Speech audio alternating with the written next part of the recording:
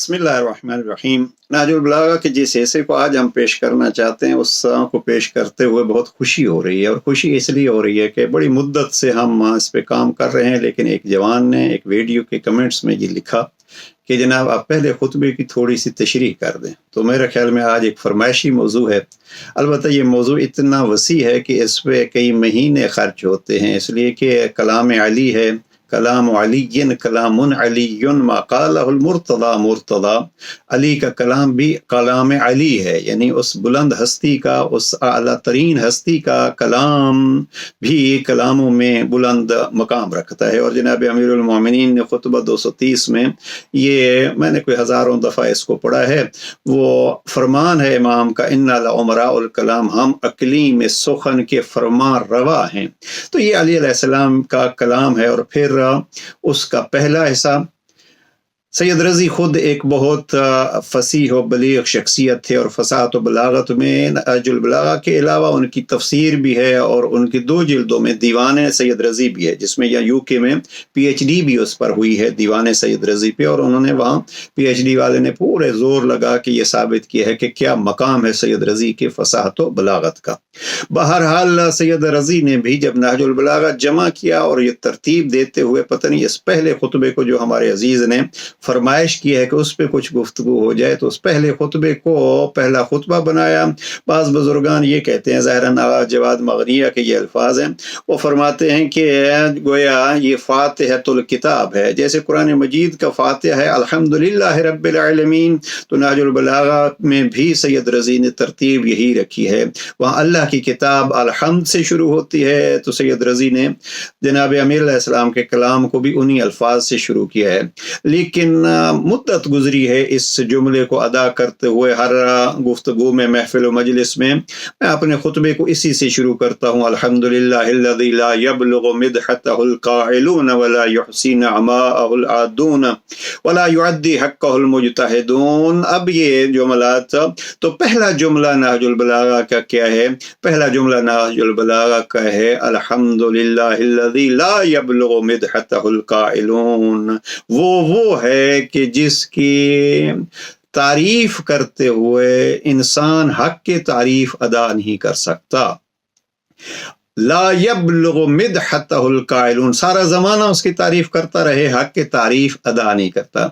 तो मैं बस नाजुल बलागा के पहले खुतबे का खुलासा अर्ज़ करना चाहता हूँ। सबसे ज़्यादा जिस चीज़ पे जनाब अमीर अलैहिस्सलाम ने इस खुतबे में ज़ोर दिया है वो है तौहीद, वो है मारिफत खुदा। और अजब अंदाज में अली ने मारिफत खुदा कराई है। बाज़ जुमलात ऐसे हैं जो फ़कत अली ही अदा कर सकते हैं, इसलिए कि जनाब अमीरुल मोमिनीन का फरीज़ा भी ये था। ज़रा गौर फरमाइए, जनाब अमीर अलैहिस्सलाम खुद फरमाते हैं, इन्नमल अइम्मतु उरफ़ाउहु लिइबादिह। अइम्मा का काम यही है कि वो अल्लाह के बंदों को अल्लाह की मारिफत कराएं।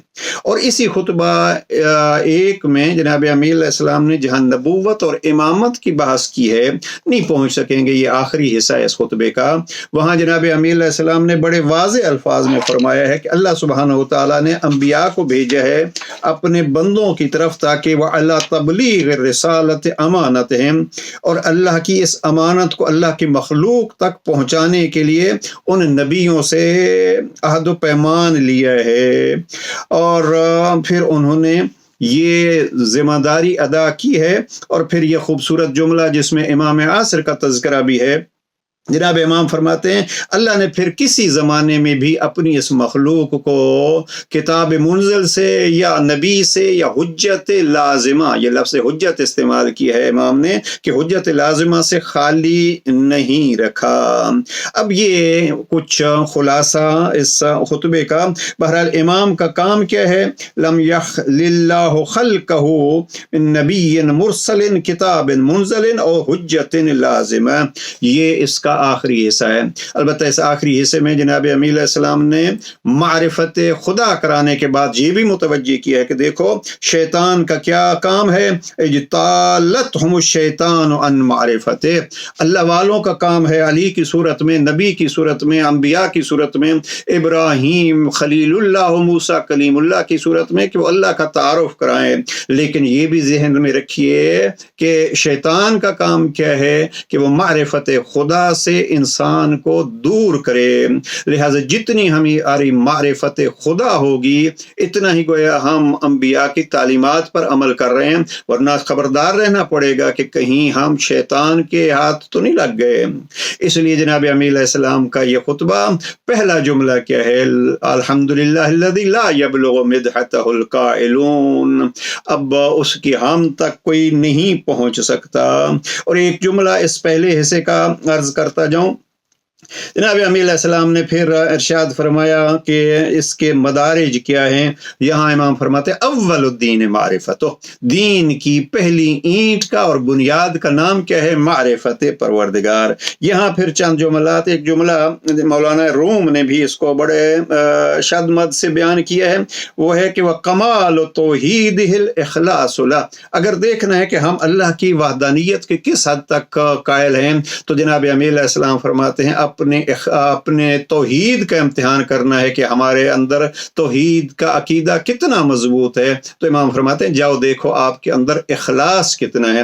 مولانا روم کہتے ہیں کہ جناب امیر المومنین چلا تلوار رہے تھے، لیکن وہاں بھی فرما رہے تھے کہ میں یہ تیغ میزنم کس لیے؟ اللہ کے لیے، اس لیے کہ میں اللہ کا شیر ہوں، اپنی خواہشات کا شیر نہیں ہوں۔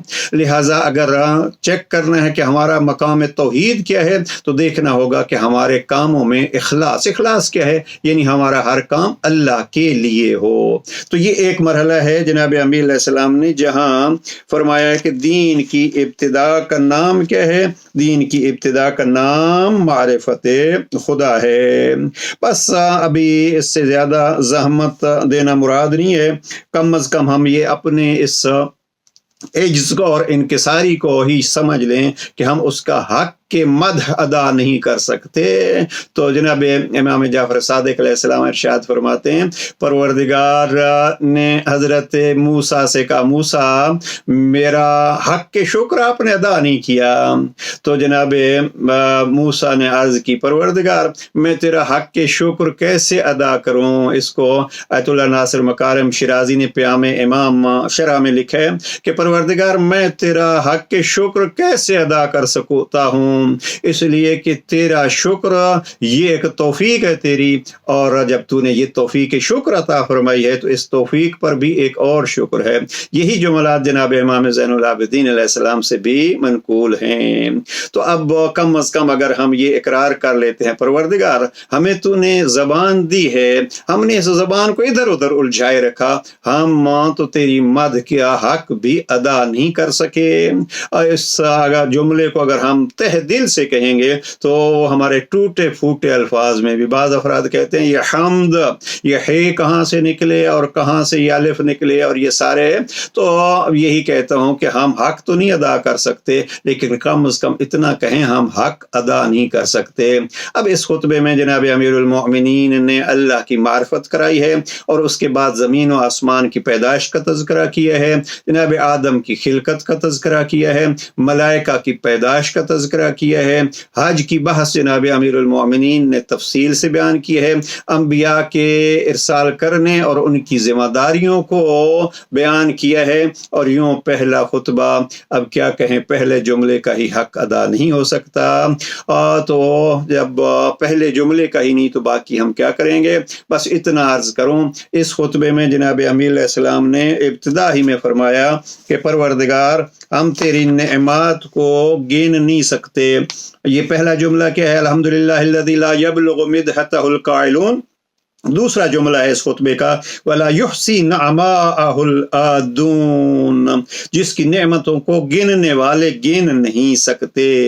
اب یہ دوسرا جملہ ہے، آئیے اقرار کریں اللہ سبحانہ وتعالیٰ نے علی جیسا امام ہمیں دیا ہے، پیغمبر اکرم محمد مصطفیٰ جیسا عظیم رہبر و رہنما ہمیں دیا ہے، ان نعمات کو ہم گن نہیں سکتے۔